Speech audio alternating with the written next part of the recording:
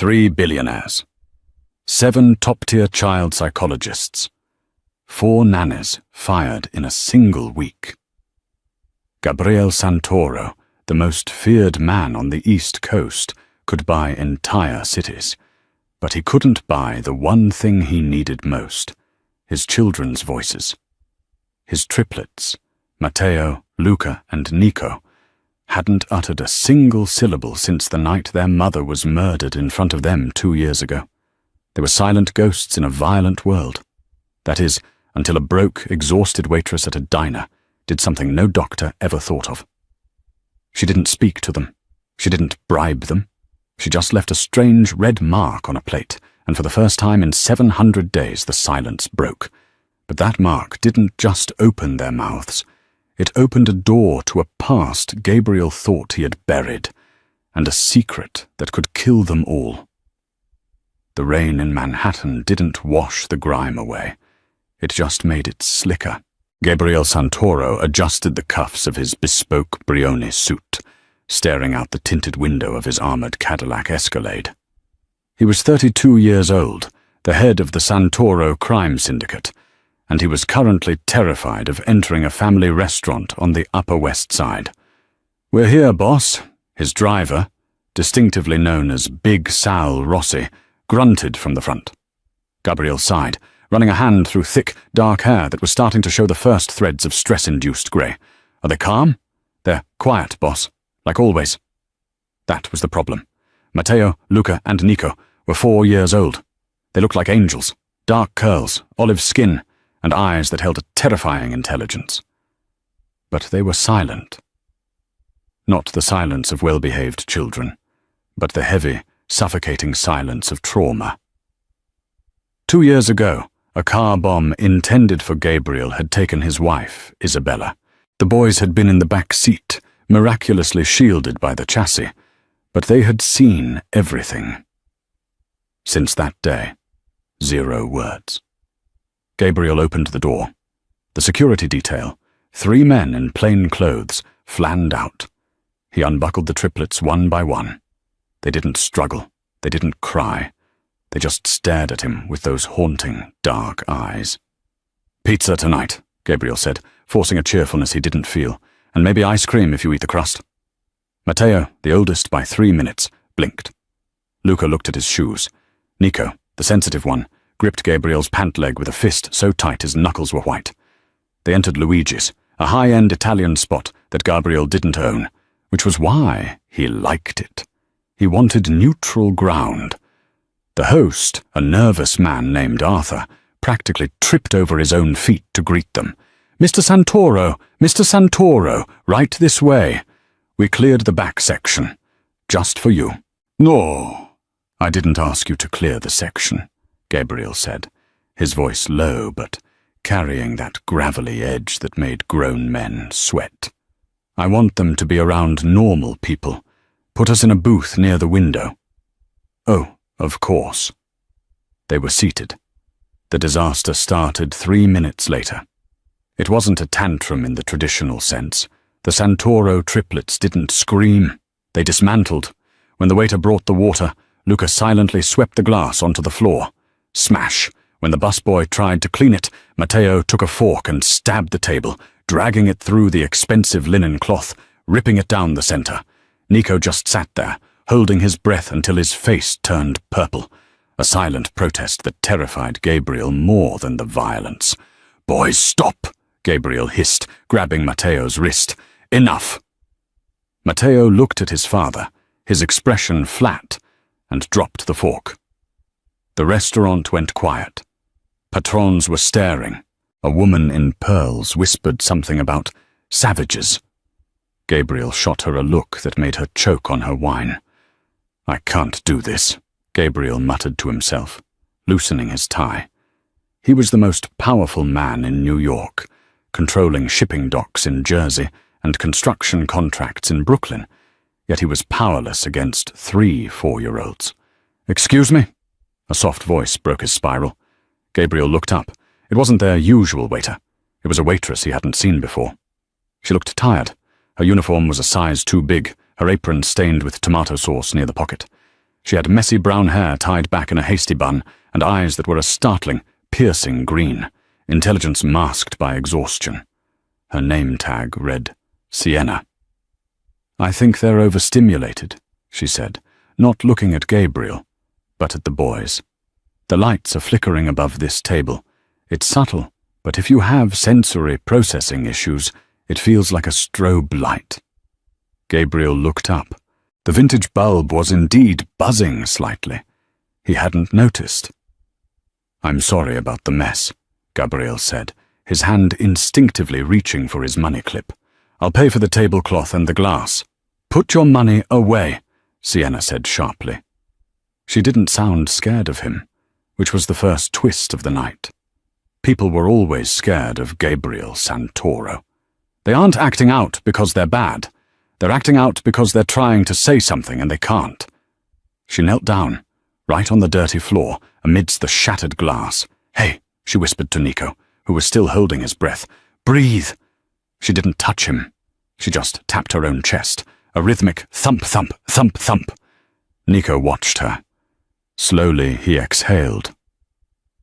"I'm going to bring you something," Sienna said to the boys. "Not food, just a plate. Is that okay?" The triplets stared at her. For the first time all night, they weren't looking at the exit. They were looking at her. Gabriel watched her walk away. "Who is she?" he asked Big Sal, who was hovering by the bar. "New girl, Sienna Brooks, started 2 weeks ago. Clean record, lived in foster care mostly. Nothing interesting." "She noticed the light," Gabriel murmured. "Nobody notices the light." Sienna returned 5 minutes later. She didn't have a notepad. She carried a single, large, white dinner plate. There was no food on it. She placed it in the center of the table. "What is this?" Gabriel asked, brow furrowed. "They're hungry, but they won't eat."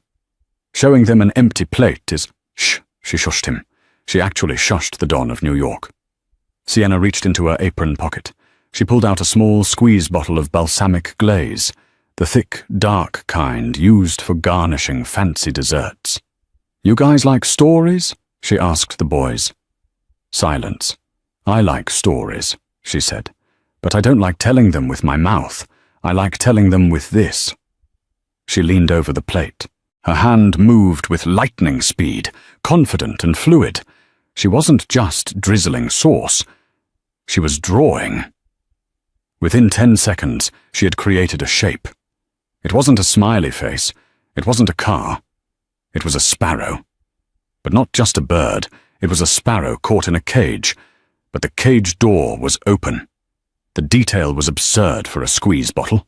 The feathers were jagged, the cage bars stark. Then she did the strange part. She took a bottle of ketchup from the table, dipped her pinky finger into it, and placed a single, distinct red dot on the sparrow's throat. The atmosphere at the table shifted instantly. The air left the room. Matteo stood up on the booth seat. Luca's eyes went wide, his mouth opening slightly. Nico began to tremble. Gabriel stiffened, his hand moving toward the pistol holstered under his jacket. Was this a threat? The red mark on the throat? "What the hell did you just draw?" Gabriel growled, his voice dropping to a lethal octave. "Is that a threat?" Sienna didn't look at Gabriel. She kept her eyes locked on the boys. "It's not a threat," she whispered. "It's a question." She looked at Nico. "Is that where it hurts?" she asked softly. "In the throat? Because you want to speak, but the words are stuck." Nico looked at the plate. He looked at the red dot, the ketchup mark. Then he did the impossible. Nico reached out, dipped his own small finger into the ketchup, and drew a line from the bird's throat to its wing. And then a sound. "Bah!" Nico's voice was rusty, cracked, like a door that hadn't been opened in years. "Bah! Bird!" Gabriel froze, his heart hammered against his ribs like a sledgehammer. He hadn't heard his son's voice in 2 years. "Bird," Nico said again, stronger this time. He looked at his brothers. "Bird!" Matteo nodded frantically. "Bird!" Matteo whispered. Luca grabbed the plate, pulling it closer. "Fly!" Luca rasped. 3 words in 30 seconds. After 2 years of silence, expensive therapy, and hypnosis. Gabriel stared at the waitress. She wasn't smiling. She looked sad. Deeply, profoundly sad. She wiped her hand on a rag. "They aren't mute, Mr. Santoro," Sienna said, her voice devoid of fear but heavy with exhaustion. "They're waiting." "Waiting for what?" Gabriel managed to choke out. "For someone to speak their language." She turned to leave. "I'll get them some plain pasta. Butter, no green stuff." Gabriel grabbed her wrist. He didn't mean to be aggressive, but the shock had short-circuited his manners. "Wait," he said. "Who are you?" Sienna looked down at his hand on her wrist, then up at his eyes. "I'm just the waitress, sir. Table 4 needs their risotto." She pulled away and walked back into the kitchen, leaving Gabriel Santoro sitting with 3 children who were suddenly, miraculously, babbling about a bird made of balsamic vinegar. But Gabriel was a man who survived by noticing details, and he had noticed something about her hand when she drew the bird. On the inside of her wrist, covered by cheap foundation that was rubbing off due to the heat of the kitchen, was a scar. It wasn't a normal cut. It was a brand. A small, circular burn mark. Gabriel knew that mark. He had seen it on files of human trafficking victims from Eastern Europe and on the bodies of elite soldiers who had been captured and tortured. "Sal," Gabriel said, not taking his eyes off the kitchen door. "Yeah, boss? Get the car ready, and tell the private investigator to scrap whatever background check he did on Sienna Brooks." Gabriel looked at his sons, who were now eating the ketchup off the plate with their fingers. "I want to know who she really is. Tonight." The penthouse of the Santoro building overlooked Central Park. It was a fortress of glass and steel worth $40 million, yet it felt like a prison. The boys were asleep. For the first time in months, they had gone down without a fight. The breakthrough at the restaurant had exhausted them. Gabriel sat in his study, a glass of 18-year-old scotch in his hand. Across from him sat Victor Cray, his head of intelligence. Victor was a man who could find a needle in a haystack and then tell you who manufactured the needle. "You're not going to like this," Victor said, tossing a manila folder onto the mahogany desk. "Try me," Gabriel said. "She made my sons talk, Victor. I don't care if she's a felon. I want to hire her." "You can't hire a ghost, Gabe." Gabriel opened the folder. It was thin, too thin. "Sienna Brooks," Victor recited. "Social Security number issued 3 years ago in Ohio. Driver's license from Florida. Employment history. Diner in Jersey. Bar in Queens. Now Luigi's. So? She moves around." "Gabe, the Social Security number belongs to a girl who died in a car crash in 1998. Gabriel looked up sharply. "She's living on a stolen ID. And not a good one. It's sloppy. Like she wants to stay under the radar but doesn't have the resources to do it professionally. But here is the kicker." Victor pulled out a grainy photo. It was a CCTV still from a gas station in Chicago, dated 4 years ago. Facial recognition got a hit on this. It's her. Look at the neck. Gabriel squinted at the photo. The woman in the picture was younger, her hair shorter, military cut. She was wearing a tank top. On her neck was a tattoo, a black sun. "The Black Sun Syndicate?" Gabriel asked, his blood running cold. "The Russian mercenaries?" "No," Victor shook his head. "The tattoo is covered up now. She burned it off. See the scar on her neck in the restaurant footage?" Victor leaned in. "I ran her biometrics against the Interpol Red Notice database. Nothing. But then I ran it against the classified database, the one we bought from that hacker in D.C. And her name isn't Sienna Brooks. Her name is Alessandra Alex Volkov. She's the daughter of Nikolai Volkov." Gabriel stood up so fast his chair tipped over. Nikolai Volkov, the butcher of St. Petersburg. The man who had tried to move into New York 5 years ago. The man Gabriel's father had killed in a turf war. "Volkov had a daughter?" Gabriel asked. I thought the whole family died in the fire. Everyone thought so. Apparently one survived. She was 17 then. She vanished. Gabriel paced the room. She's a Volkov. That means she's here for revenge. She targeted the boys. If she wanted to kill them, Gabe, she had them alone at the table, Victor pointed out. She didn't hurt them. She made them speak. Why would Volkov's daughter help your children? Maybe to get close to me, Gabriel said, his eyes darkening. To infiltrate. The mark on the plate. The bird. What does it mean? I don't know. But there's something else. We tracked her phone. She lives in a rundown walk-up in the Bronx. But she made a call tonight, right after she left the restaurant. A burner phone. Who did she call? We don't know, but the call lasted 10 seconds, and we traced the receiving signal. Victor paused. It pinged from inside Sing Sing Correctional Facility. Gabriel stared at the city lights. A Volkov princess, living in poverty, using a dead girl's name, helping his sons, and calling a maximum security prison. Bring her in, Gabriel ordered. You want a hit team? No, Gabriel straightened his tie. I want to offer her a job. If she's an enemy, I want her close where I can see her. If she's not, then I need to know why a Volkov is drawing sparrows for my children. And if she refuses? Gabriel picked up the folder and closed it. Nobody refuses me, Victor. Especially not a woman who just made a mistake. What mistake? She showed me she cares about the boys, Gabriel said. That's her weakness, and I'm going to exploit it. Now, Sienna, or Alex, as the file claimed, was walking home when the black SUV pulled up. It was 2 a.m. in the Bronx. The streets were empty. She didn't run. She didn't scream. She simply stopped walking, her body tensing into a combat stance that no waitress should know. The window rolled down. It wasn't a goon. It was Gabriel Santoro himself.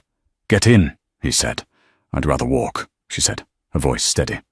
It wasn't a request, Miss Brooks, or should I say, Miss Volkov. Her eyes widened, just a fraction. The mask slipped. For a split second, Gabriel saw the terrified girl beneath the soldier's exterior. Then the steel walls slammed back up. You have 3 seconds to get in, Gabriel said, or I send this file to the Russians who are currently looking for the last heir of Nikolai Volkov. I hear they pay well for loose ends. Sienna clenched her jaw. She opened the door and slid into the leather seat.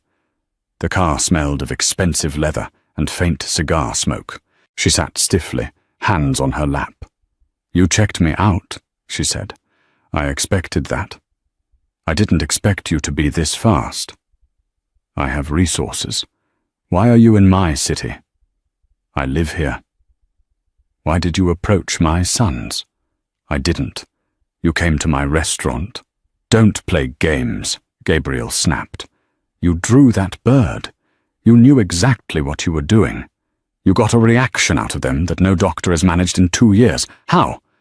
Sienna looked out the window. Trauma is a language, Mr. Santoro. Your sons aren't broken. They're hiding. They saw something that stole their words. I just showed them that I saw it too. Saw what? She turned to him. The bird, the sparrow. It wasn't just a drawing. It was on the shirt of the man who killed your wife. Gabriel felt the air leave his lungs. What? I was there, she whispered. 2 years ago. I was working catering at the gala where the bomb went off. I saw the man who planted it. He had a tattoo on his neck. A sparrow with a red throat.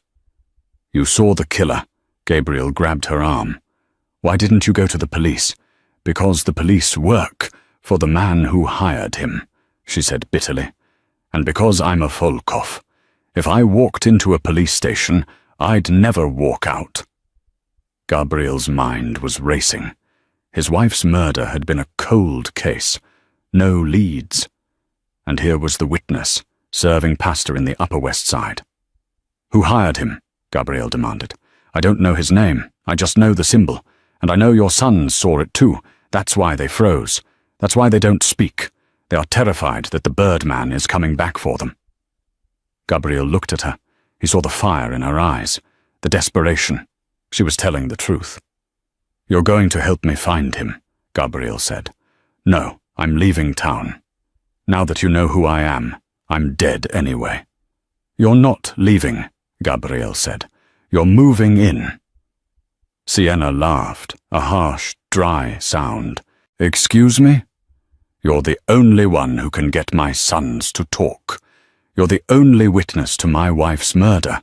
You're going to move into the penthouse. You're going to be their nanny. I'm not a nanny. I'm a fugitive. You're under my protection now, Gabriel declared. I pay you. I protect you. In exchange, you help my sons heal, and you help me hunt down the Birdman. And if I say no? Then I open the door and let you walk out here in the Bronx, Gabriel said coldly, and I let the Russians know you're alive. Sienna stared at him. She looked at the lock on the door. She looked at Gabriel's hard, unrelenting face. I have conditions, she said. Name them. Nobody touches me. I get my own lock on my door. And I need to make one phone call a week that you don't trace. The prisoner at Sing Sing? Gabriel asked. Sienna flinched. Yes. Who is he? My brother, she said softly. The one everyone thinks died in the fire. He's serving life for a murder he didn't commit. Gabriel nodded. Done. Welcome to the family, Miss Brooks. The car sped up, heading towards the skyline. Gabriel thought he had just solved his problems. He had no idea he had just invited a Trojan horse into his home, and that the Birdman was closer than either of them realized. The Santoro penthouse was less a home and more a museum of grief. The walls were adorned with modern art that cost more than most people earned in a lifetime. But there were no family photos. The floors were marble, cold to the touch.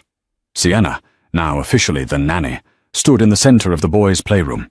It was filled with untouched toys. Rules, Gabriel said, leaning against the doorframe. He had changed out of his suit into dark jeans and a cashmere sweater, looking less like a mob boss and more like a tired father.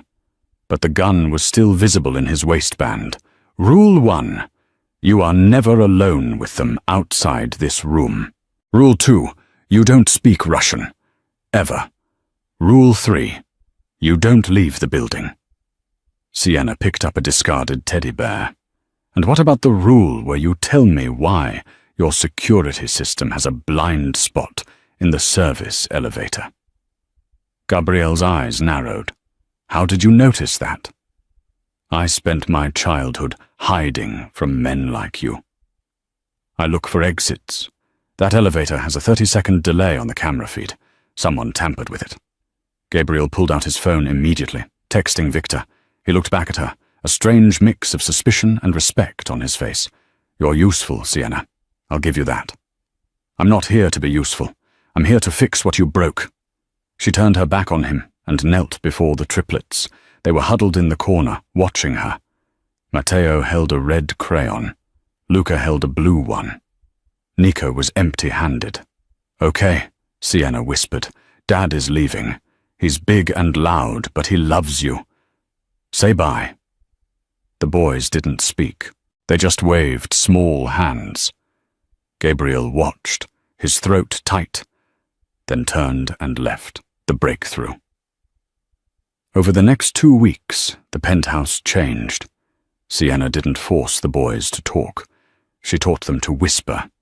She turned the silence into a game. They were spies, she told them. Spies only spoke when the coast was safe.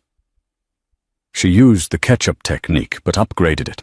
She bought a massive roll of butcher paper and taped it to the marble walls of the hallway, much to the horror of the housekeeping staff. Draw the scary thing, she told them on a rainy Tuesday. Matteo drew a car, Luca drew fire, Nico drew the bird again. But this time he drew a man standing next to the bird. The man had a distinct feature, a cane. Sienna stared at the drawing. Who is the man with the stick, Nico? Nico looked at her, his eyes wide. He tapped the paper. Tap, tap, tap. That night, well past midnight, Sienna went to the kitchen for water. The lights were low. She didn't hear Gabriel enter until he was right behind her. You're up late, his voice rumbled. Sienna jumped, spilling a little water. "You walk too quietly for a big man." "And you don't sleep," Gabriel countered. He walked to the fridge, pouring himself a glass of milk. It was such a domestic action for a man who had ordered 3 hits that morning. "The boys, I heard them laughing today. I was in my office. I heard Matteo laugh." Gabriel looked at her, and the intensity in his gaze made Sienna's breath hitch. "Thank you. I'm doing my job. It's more than a job. You look at them like they're yours." Gabriel took a step closer. The kitchen island was the only thing separating them. "And you look at me like I'm a monster." "Aren't you?" Sienna asked, though her voice lacked its usual bite. "I do what is necessary to keep the wolves away." Gabriel reached out, his hand hovering over hers on the countertop. "But when you're in the room, Sienna, the house feels different. Warmer." The air between them crackled. It was dangerous. She was a Volkov, the daughter of his enemy. He was the man who controlled the city that imprisoned her brother. But in that kitchen, under the dim pendant lights, they were just 2 lonely people haunted by ghosts. "Nico drew something today," Sienna said, breaking the spell. She needed to focus. "A man with a cane. Was there a man with a cane at the gala where your wife died?" Gabriel pulled his hand back, the moment shattered. His face hardened into stone. "A cane?" Gabriel frowned. "No. No one in my inner circle uses a cane.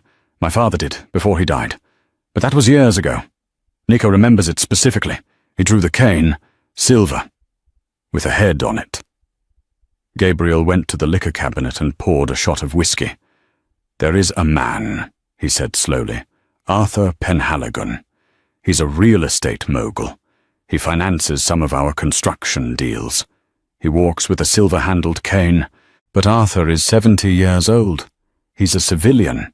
He has no reason to hurt Isabella." "Civilian or not," Sienna said, "Nico saw him. And if Nico saw him, then Arthur knows the boys are witnesses." Gabriel smashed the shot glass into the sink. "The charity ball," he muttered. "What?" "The Metropolitan Charity Ball is tomorrow night. Arthur is the guest of honor." Gabriel turned to her. "You're coming with me?" "I don't have a dress." "I'm Gabriel Santoro," he said, pulling out his phone. "You'll have 50 dresses by morning. Get some sleep, Sienna. Tomorrow, we go hunting." The Metropolitan Charity Ball was held at the Pierre Hotel. It was a sea of diamonds, tuxedos, and fake smiles. Sienna stepped out of the limousine, and the paparazzi went wild. She was wearing a floor-length gown of emerald green silk, backless, that clung to her athletic frame like a second skin. She wore diamond earrings that cost more than the neighborhood she grew up in. Gabriel offered her his arm. He looked devastating in a midnight blue tuxedo, but his eyes were scanning the perimeter, counting exits, analyzing threats. "Stay close," he murmured into her ear, his hand firm on her lower back. "If I squeeze your waist, you drop to the floor. Understood?" "I know how to duck, Gabriel." They entered the ballroom. It was opulent, gold leaf ceilings reflecting the light of 1,000 candles. Sienna felt exposed.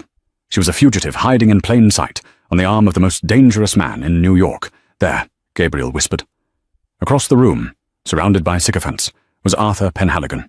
He was an elderly man, frail-looking, leaning heavily on a cane with a silver lion's head handle. "He looks harmless," Sienna whispered. "The devil usually does." They began to mingle. Gabriel played the part of the charming donor, introducing Sienna simply as his associate. Every time they moved closer to Arthur, the crowd seemed to thicken. Then Sienna saw it. She was grabbing a glass of champagne from a passing tray when she locked eyes with a man standing by the service entrance. He was dressed as security, wearing an earpiece. He wasn't looking at the crowd. He was looking at Gabriel, and on his neck, just peeking out from the collar of his shirt, was a flash of ink, a red wing. Sienna froze. It was him, the Sparrow. She grabbed Gabriel's arm, digging her nails in. "Gabriel, 3 o'clock, the guard by the kitchen." Gabriel didn't look immediately. He laughed at a joke someone made, took a sip of his drink, and then casually scanned the room. "I see him," Gabriel said, his voice dropping to a low growl. "That's Couldn. He's a freelancer, high-end mercenary." "He's the one," Sienna hissed. "He planted the bomb." "Victor," Gabriel spoke into his cufflink microphone. "Target identified. East exit. We take him alive." Suddenly the lights in the ballroom flickered. "It's a trap," Sienna said, her instincts screaming. "Gabriel, get down." Pop, pop. Silenced gunshots. The champagne flute in Sienna's hand shattered. Panic erupted. Screams filled the hall as the wealthy elite scrambled over each other. Gabriel tackled Sienna, shielding her body with his own as they crashed behind an ice sculpture table. "They knew we were coming!" Gabriel shouted over the noise. "Someone tipped them off! The cane!" Sienna yelled, pointing. Through the chaos, Arthur Penhaligon wasn't running. He was being escorted out by the security guard. Couldn. Arthur wasn't limping anymore. He was moving fast, flanked by 3 other armed men. "He's not crippled," Sienna realized. "It's an act." Gabriel pulled his gun, a sleek 9mm he had smuggled in. "Stay here." "Like hell," Sienna snapped. She hiked up her dress, kicked off her heels, and grabbed a steak knife from the overturned table. They moved together, a seamless unit. Gabriel laid down, suppressing fire, dropping one of Arthur's guards. Sienna moved low, using the panic as cover. They burst into the hotel kitchen. It was chaos, chefs screaming, pots clanging. Couldn was shoving Arthur toward the loading dock. "Couldn!" Gabriel roared. The mercenary spun around, raising a submachine gun. Gabriel fired first. The bullet took Couldn in the shoulder, spinning him around. He dropped the gun but scrambled towards the exit. Arthur Penhaligon turned. He looked at Gabriel, and a cold, cruel smile spread across his face. "You were always too emotional, Gabriel," Arthur said. "Just like your father." Arthur stepped into a waiting black van. Couldn dove in after him. Gabriel ran for the door, but the van screeched away, tires smoking. Gabriel stood panting in the alleyway, the rain soaking his tuxedo. He slammed his fist against the brick wall. "We lost them." "No," Sienna said, walking up behind him. She was holding something. It was the silver-handled cane. Arthur had dropped it in his haste. "We have this," Sienna said. Gabriel took the cane. He unscrewed the silver lion head. It was hollow. Inside there was a small, rolled-up slip of paper. Gabriel unrolled it. It wasn't a code. It was a receipt, a bank transfer confirmation. To the Sparrow Fund, from D. Santoro Gabriel went pale. He leaned against the wall, looking like he had been punched in the gut. "D. Santoro," Sienna read over his shoulder. "Who is D. Santoro?" Gabriel closed his eyes.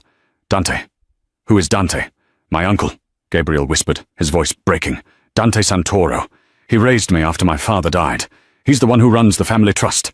He's the only one who has the codes to the security at the penthouse." Sienna's blood ran cold. "Gabriel. The boys. If Dante is the one behind Arthur, if Dante ordered the hit on Isabella..." Gabriel's eyes snapped open, filled with pure terror. "He's at the penthouse right now. He said he would stop by to check on them while we were at the gala." "We have to go!" Sienna screamed, already running toward the main road. "Now!" The race home Big Sal drove the Escalade like a tank, smashing through traffic. Gabriel was on the phone, screaming at his security team at the penthouse, but no one was answering.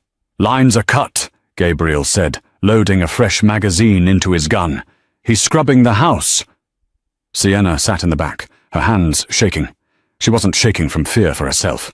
She was thinking of Nico, Luca, and Matteo. "If he touches them," Sienna whispered, "I will burn this city down." "He won't touch them," Gabriel said, though he didn't sound convinced. "He needs them. They are the heirs. He likely wants custody. If I die, he becomes their legal guardian. He gets the empire." The car screeched to a halt in front of the Santoro building. The lobby was dark. The doorman was missing. "Sal, stay with the car," Gabriel ordered. "Sienna, stay behind me." They took the stairs, 30 flights. By the time they reached the penthouse, their lungs were burning. The front door was ajar. Gabriel kicked it open, gun raised. "Dante!" Silence. The living room was trashed, vases shattered, furniture overturned. "Boys!" Sienna screamed, running toward the hallway. They reached the nursery. The door was wide open. The beds were empty. But they weren't gone. Sitting in the middle of the floor was Dante Santoro. He was holding a glass of Gabriel's scotch. He looked calm, almost bored. And in front of him, sitting in a row on the floor, were the triplets. They were terrified, tears streaming down their faces, but they were silent. Standing behind Dante were 3 armed men. "Hello, Gabriel," Dante said, swirling his drink. "You left the party early." "Shame. Arthur was just getting started." "Get away from my sons." Gabriel pointed the gun at his uncle's head. "Put the gun down, nephew," Dante said lazily, "or my men will turn this nursery into a slaughterhouse." "Last." Gabriel hesitated. He couldn't risk a crossfire. Slowly he lowered the gun. "Why?" Gabriel asked. "Why Isabella?" "Because she was soft," Dante spat. "She was making you soft. You were talking about going legitimate, leaving the life. The Santoro Empire was built on blood, Gabriel. I wasn't going to let you turn it into a charity organization." Dante stood up. "And these boys, they are broken. Broken by what they saw. They are useless to the family. I'm going to do what you didn't have the stomach to do. I'm going to clean the slate. Start fresh." One of the guards stepped toward Matteo. "No!" Sienna lunged forward. A guard backhanded her, sending her crashing into the wall. She slumped to the floor, dazed. "Don't touch her!" Gabriel roared, stepping forward, but 2 guards held him back. Dante looked at the boys. "Say goodbye to your father, little ghosts." And then a small voice cut through the tension. High, clear, angry. "No!" Dante froze. He looked down. It was Matteo. He stood up. He wasn't looking at his shoes. He was looking Dante in the eye. "Bad man," Matteo said. Then Luca stood up. "Bad." Then Nico. "Birdman. Bad." The triplets weren't just speaking. They were accusing. Dante laughed nervously. "So they can talk. Doesn't matter."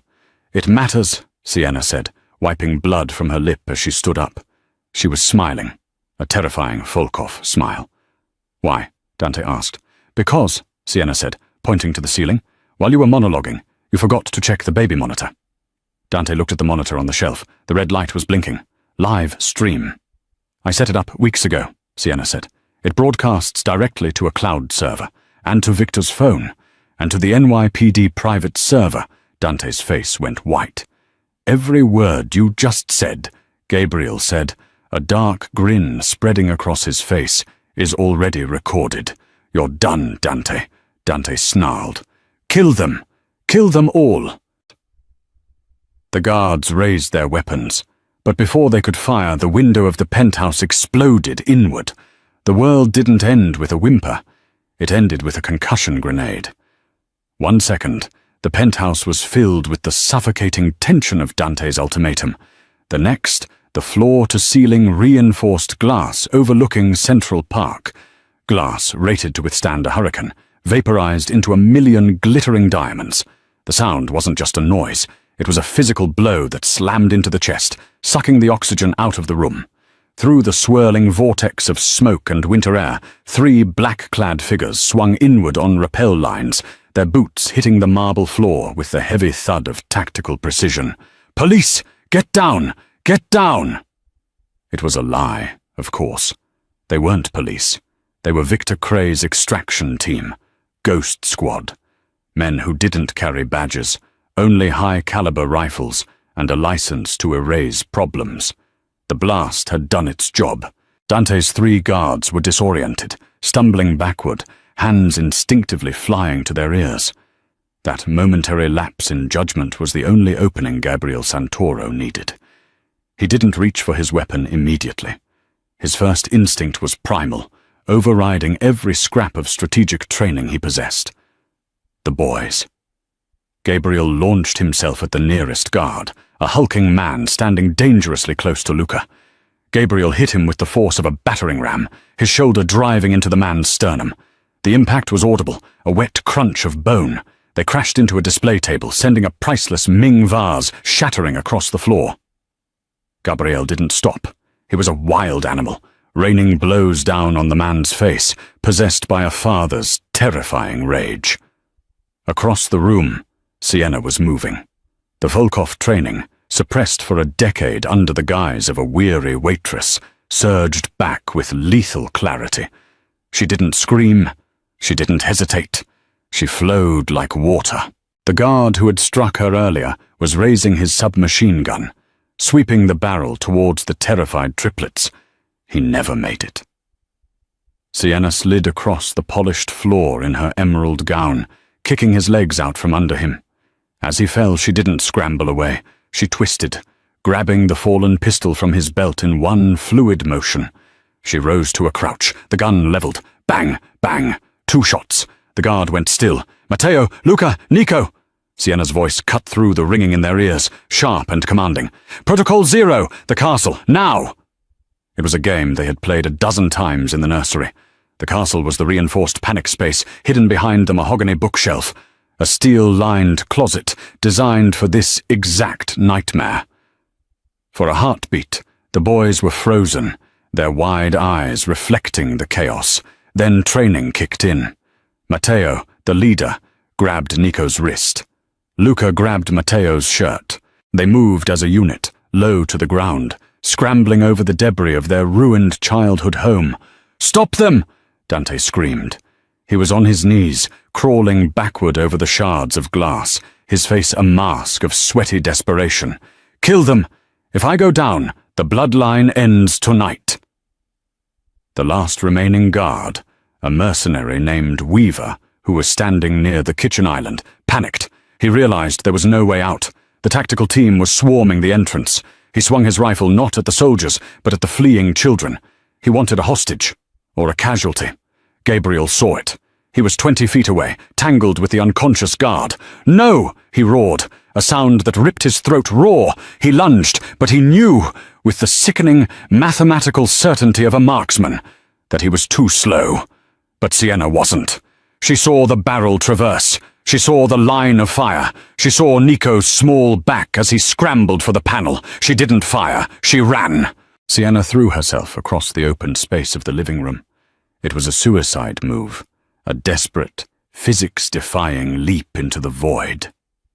Crack! The sound of the rifle was different from the pistol. It was a thunderclap. Sienna's body jerked violently in midair, as if she had been yanked back by an invisible wire. She crashed onto the floor, sliding, skidding on the marble, coming to a halt just inches from the boy's feet.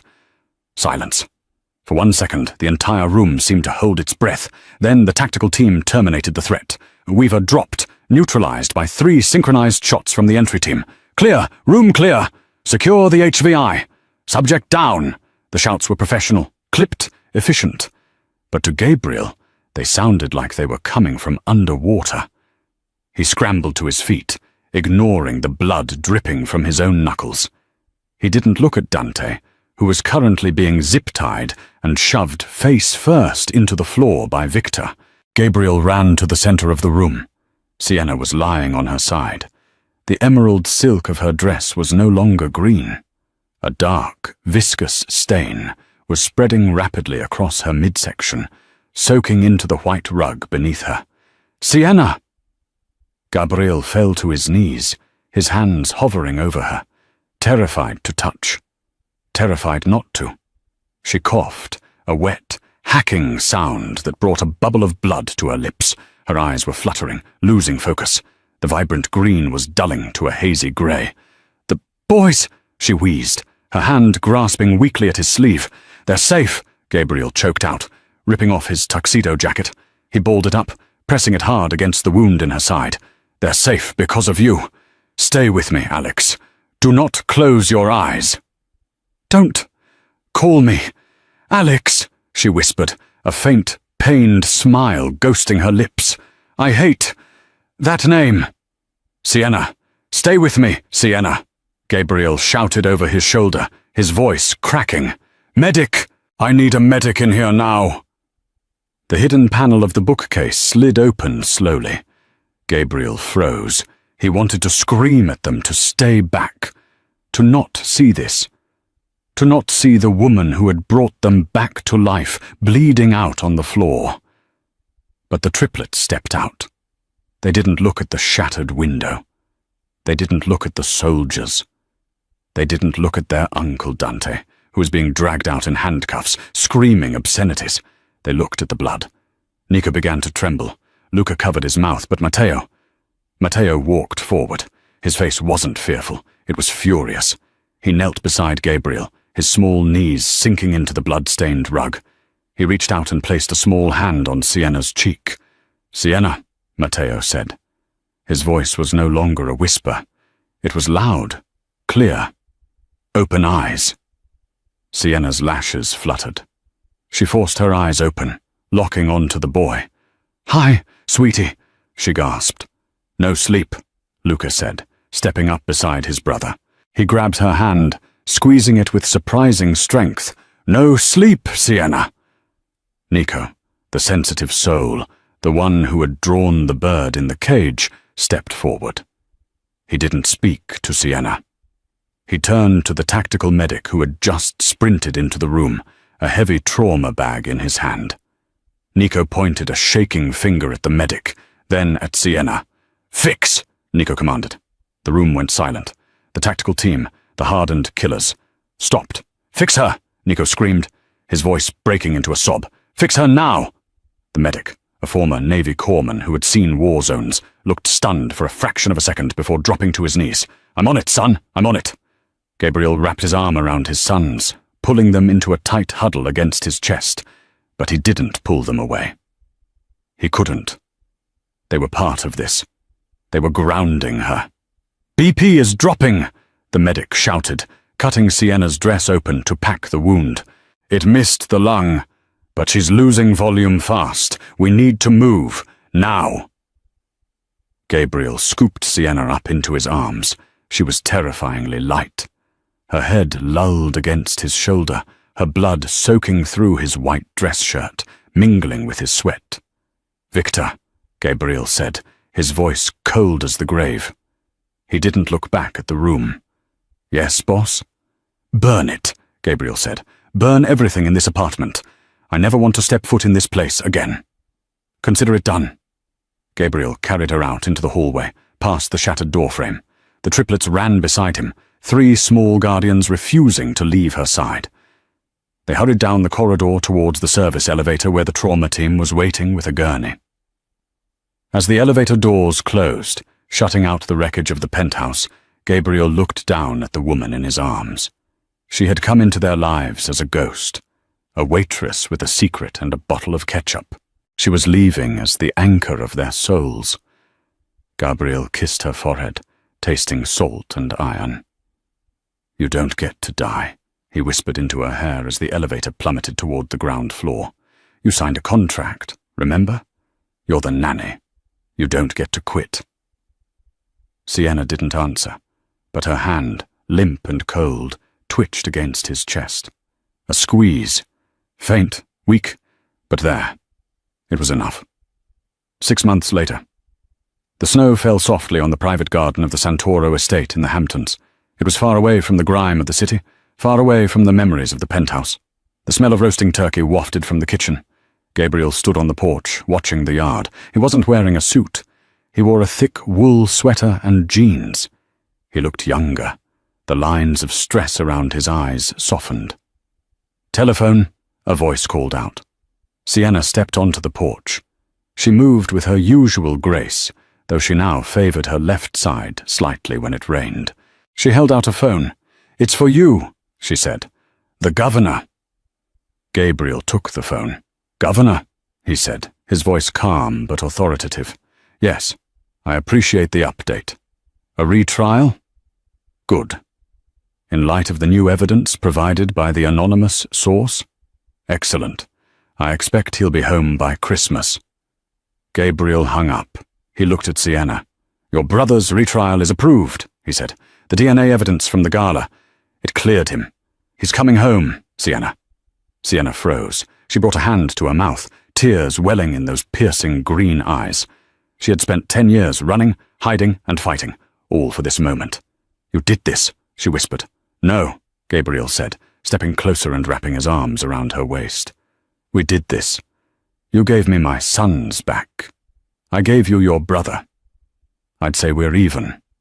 "Not quite," she smiled, resting her head on his chest. "I still have to cook dinner for 4 Santoro men. That's a lot of work. I can hire a chef. And let them eat that fancy foam stuff again? No way. They want mac and cheese with hot dogs." Suddenly the back door burst open. "Sienna! Sienna!" Matteo, Luca, and Nico ran out into the snow, bundled in brightly colored parkas. They weren't silent ghosts anymore. They were loud, energetic, chaotic 4-year-olds. "Luca threw a snowball at the cat," Matteo tattled. "Did not," Luca yelled. "It was a snow mouse." "Dad, tell them to stop," Nico shouted, grabbing Gabriel's leg. The noise was deafening. It was overwhelming. It was the most beautiful sound Gabriel had ever heard. He looked down at his sons, then at the woman who had saved them all, with a bottle of ketchup and a little bit of empathy. "Hey," Gabriel said, crouching down.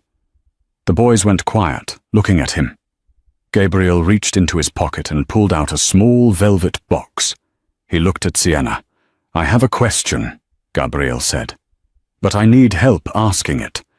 I'm not very good with words." He opened the box. Inside was a ring, a vintage emerald, cut to match Sienna's eyes, surrounded by diamonds. "Boys," Gabriel said, "can you help me ask Sienna to stay? Forever?" The triplets looked at the ring. Then they looked at Sienna. Matteo grinned.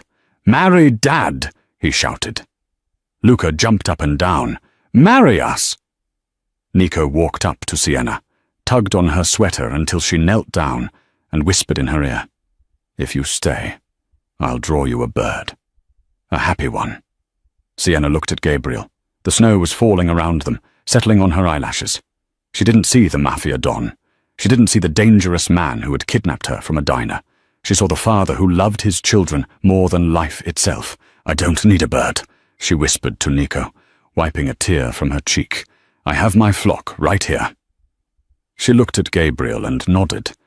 "Yes." Gabriel kissed her, deep and passionate, ignoring the chorus of "ew" and "gross" from the boys. As they walked back inside, leaving the cold behind, the camera panned down to the snow-covered patio table. There, abandoned in the excitement, was a paper plate. Drawn on it, in the chocolate syrup, was a picture. It wasn't a sparrow in a cage, it was a nest. Big, messy, and full. And for the Santoro family, the silence was finally, permanently broken. And that is the story of how a simple waitress used a ketchup bottle to unlock the voices of 3 silent children and melt the heart of a ruthless mob boss. It reminds us that sometimes the most powerful language isn't spoken, it's felt. Sienna didn't try to fix the boys. She tried to understand them, and in doing so, she found the family she thought she had lost forever. What did you think of Dante's betrayal? And would you have forgiven Gabriel for how he brought Sienna in at the beginning? Let me know in the comments below. I read every single one. If this story touched your heart or kept you on the edge of your seat, please hit that like button. It helps the channel more than you know. Don't forget to subscribe and ring the notification bell so you never miss a story. Share this with someone who needs a happy ending today. Thanks for watching, and I'll see you in the next video.